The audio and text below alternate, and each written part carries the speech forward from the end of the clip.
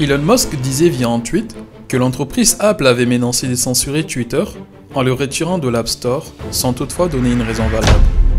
Il a tweeté « Apple a également menacé de retirer Twitter de son App Store, mais ne veut pas nous dire pourquoi. » Il a identifié Tim Cook, le PDG d'Apple, pour lui demander des explications. Pour rappel, Elon Musk a investi 44 milliards pour acheter Twitter, pratiquement 2 fois la valeur réelle de Twitter. Et beaucoup de gens croient que c'est peut-être le pire investissement qu'ils aient vu de toute leur vie. Maintenant, pendant longtemps, il y a des spéculations disant que Tesla va produire ses propres smartphones.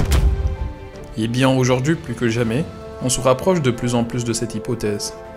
Et ce qui pourrait provoquer cela, c'est bel et bien ce comportement d'Apple, celui des médias mainstream, face à la trajectoire qu'est en train de prendre Twitter depuis son rachat par Elon Musk.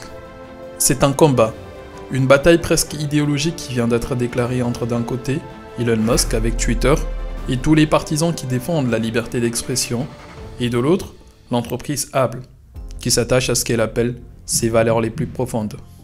Jadis, Apple dénonçait le monopole qu'avaient, dans les années 80, des entreprises comme IBM, via sa campagne publicitaire légendaire qui reprend le slogan « Big Brothers » de George Orwell. Cette campagne était à l'époque une masterclass, un chef-d'œuvre qui a remporté 11 distinctions, parmi lesquelles le Grand Prix à Cannes est désigné comme l'une des meilleures campagnes publicitaires du XXe siècle. Aujourd'hui, elle à son tour impose aux autres petites entreprises ce que jadis, elle se tenait contre et dénonçait. Tout a commencé à la seconde où Elon Musk a acheté Twitter. Les partisans d'une pensée unique n'étaient désormais pas contents, parce que bien avant que l'achat soit concrétisé, Elon Musk n'a pas hésité une seconde à déballer ses intentions, et surtout sa vision pour Twitter qui est pour lui une sorte de Times Square où doivent être confrontées les idées et les pensées, sans haine ni dédain. Twitter devrait être l'agora, le lieu, la possibilité pour les gens de pouvoir s'exprimer librement dans le périmètre de ce qu'autorise la loi.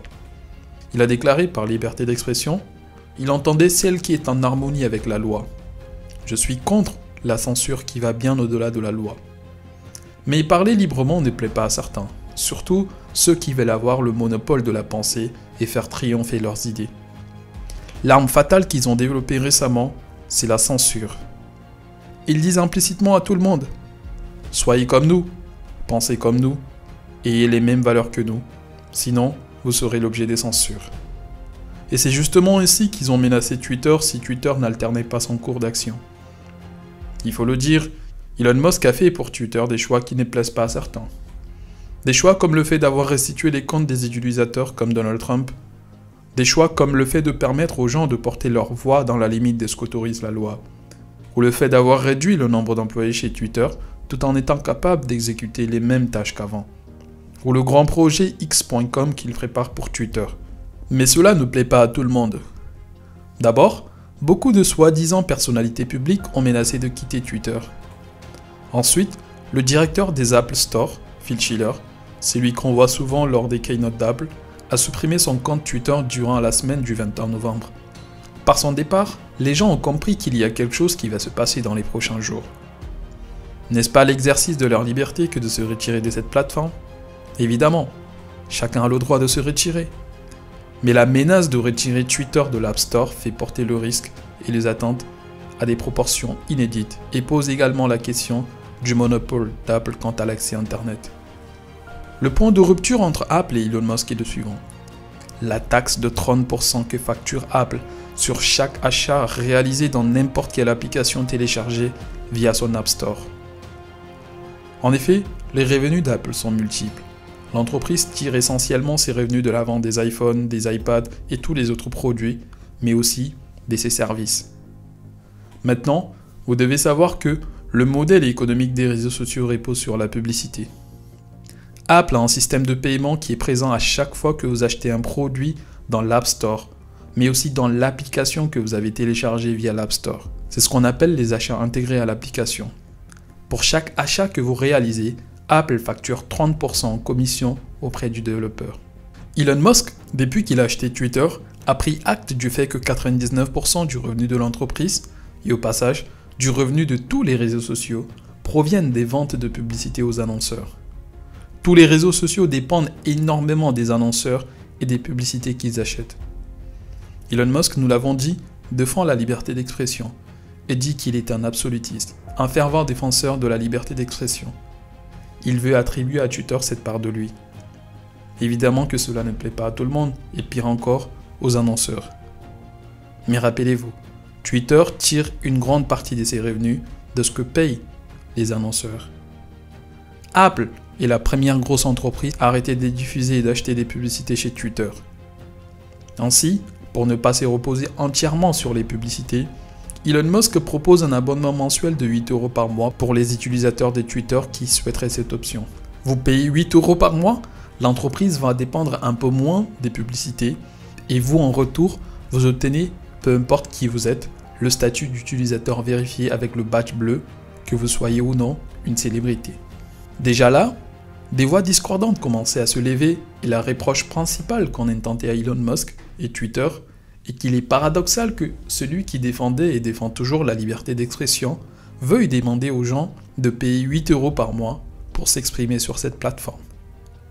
Mais le problème d'Elon Musk est plus sur le fait que chaque vente réalisée via un appareil Apple, pour ces 8 € par mois, Apple va potentiellement, voire certainement, recevoir 30% de chaque achat réalisé. Et c'est ça ce qui exacerbe Elon Musk. Cette taxe de 30% est absurde.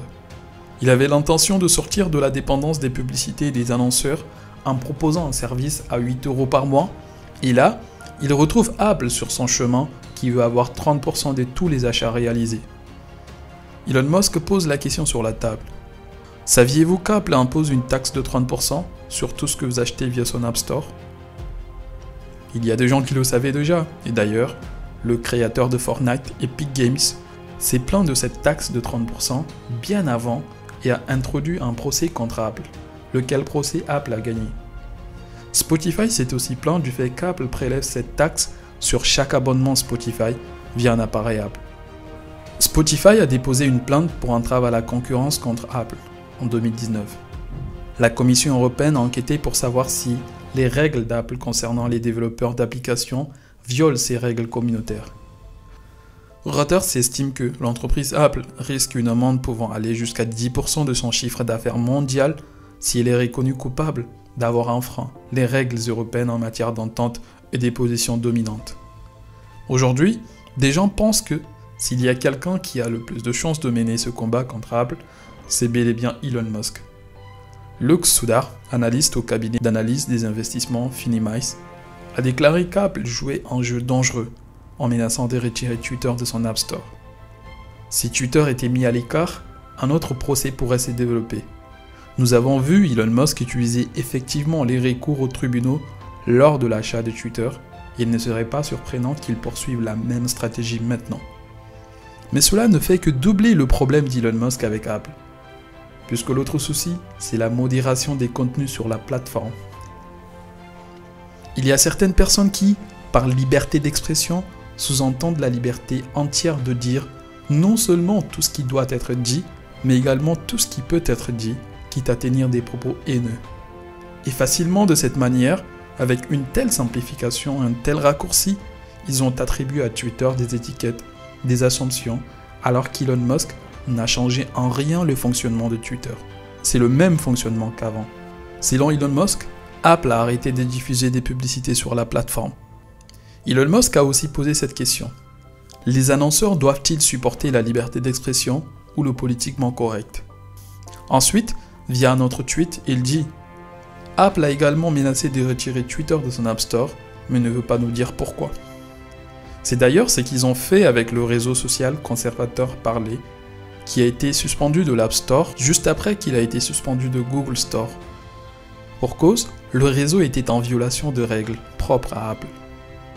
Et cela nous mène à la question essentielle du monopole de ces deux entités que sont Apple pour l'App Store et Google pour le Google Store. C'est une question fondamentale. Et la question que tout le monde se pose est celle-ci. Qu'est-ce que va faire Elon Musk si Apple décide de retirer aujourd'hui ou dans l'avenir Twitter de l'App Store? Intenter un procès, c'est conformer à ce que dit Apple ou créer son propre smartphone. Et bien sur ce, vous ne devez avoir aucun doute quant à la capacité d'Elon Musk à naviguer dans ces eaux troubles. Il est très difficile de douter de ce que peut faire quelqu'un qui a envoyé des fusées à l'espace, quelqu'un qui veut coloniser la planète Mars. Elon Musk n'a pas caché ses intentions quand une internaute a posé cette question. Si Apple et Google retirent Twitter de leur App Store, Elon Musk devrait produire son propre smartphone. La moitié du pays serait heureuse de se débarrasser de ses iPhones et Android partisans intrusifs. Ce type construit des fusées pour aller sur Mars. Un petit smartphone devrait être facile, non? Et Elon Musk a répondu: j'espère certainement que cela n'arrivera pas.